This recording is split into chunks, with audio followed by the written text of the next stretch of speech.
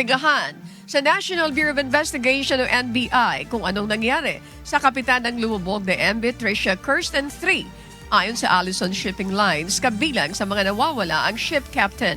31 taon na ang lumubog na MV Tricia Kirsten 3 at taong 2010 ito nang bilhin ng Allison Shipping Lines.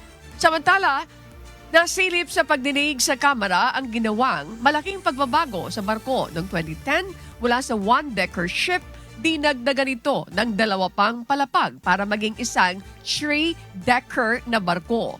Maging ang tulong pinansyal naman na ipinagkaloob ng shipping line sa mga biktima ng trahedya na question din.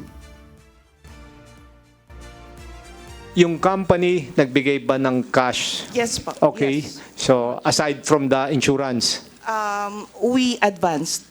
So marireimburse din pala kayo. So hindi lang pala yan, in advance lang pala nyo. On your part, wala rin pala kayong binigay. Because of the pending investigation. Ma'am, may namatay na eh. Sasabihin nyo, compassionate dapat ang mga tao. May namatay na eh. Ano pa hinihintay nyo yung investigasyon? Mabuhay ulit yung patay? Yung sinasabi nyo palang binigay nyo 21 million, in advance lang nyo eh.